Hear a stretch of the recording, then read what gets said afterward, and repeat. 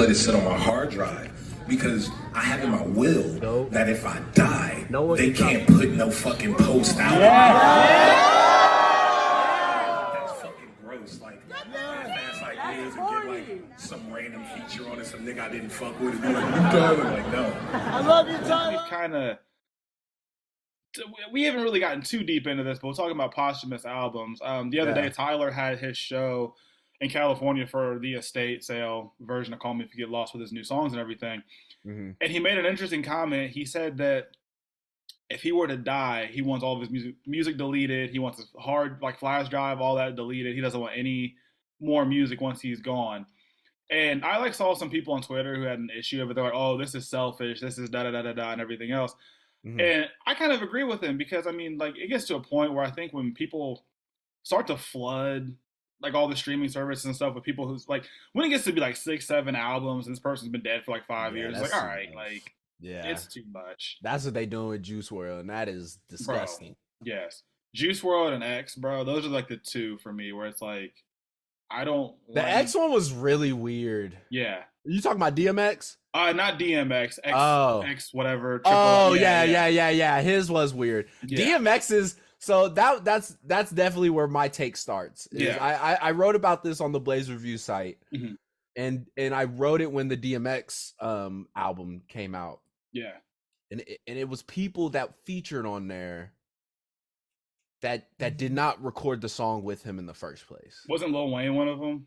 Lil Wayne was on there. Was Jay-Z on there too? I want to say Cardi was, but I don't want to at the same time. I think I listened to that. Let me look up the track list. Yeah, I listened to it once because I was like, "Nah, this is freaky." Because it's like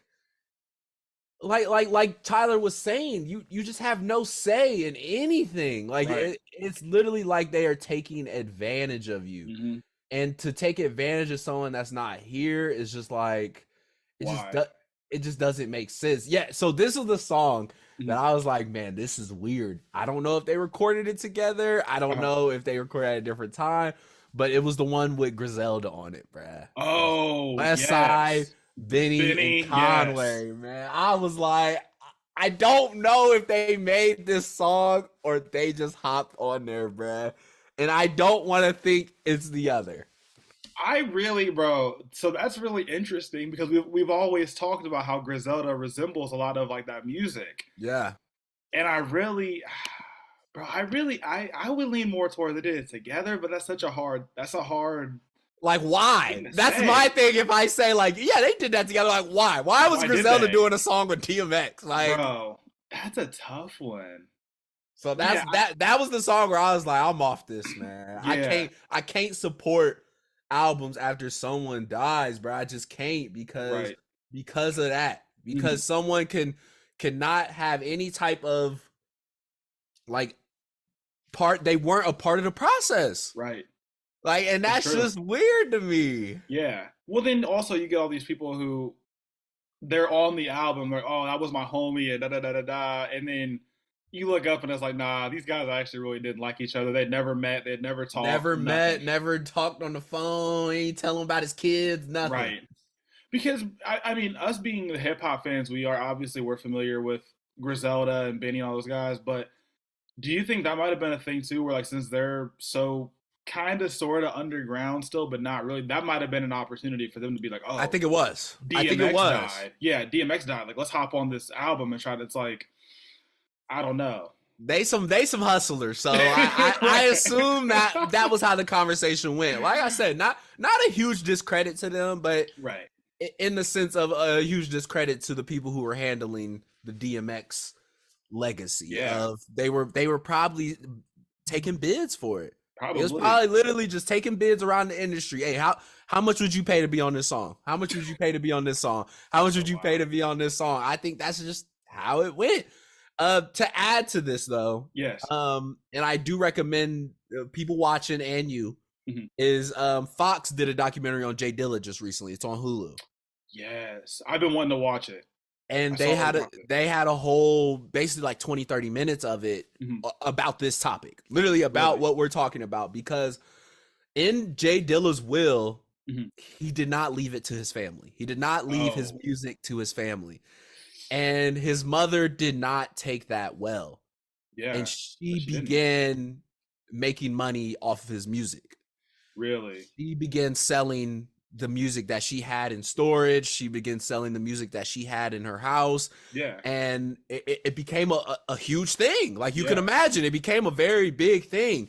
And it did not go well. I bet it didn't. It didn't go well. Like he wrote, it was not meant for y'all, and they did it anyway, and it did not go well legal wise. It did not go well money wise. There was a expert in it that said if his family would have let the will be as the will, the music could have been worth way more money. That's crazy. They said they could have been swimming in money by now, and just because they messed up the legal stuff that early, they're completely cut out. They don't get nothing now. It's amazing, like what money, like trying to get like at that moment will like do like long term. That's coke. Even like your mom, for Christ's sake, dude. That's just. It was a tough one. So to talk about post albums in a situation like that where. He wrote out what he wanted to be done. Like he told the people once he dies, this is what I want you to do with my music, because I know what can happen in the long term. I know my family will be taken care of correctly if it goes this way. And I think where Tyler is thinking is when he passes away, and say it is a situation where no music better drop once I pass away, you don't think he's taking care of his family past that? Yeah. You know what I'm saying? Like you don't think his family is very, very, very well taken care of once he passes away. Yeah. Like he it's probably all written out. He's just telling his fans and stuff like, don't expect no music from me when I'm gone. Like and I rock with that. I rock with that. And the J Dilla documentary put that in perspective of J Dilla knew the type of people that would handle it correctly. Right. And so he left it in their hands.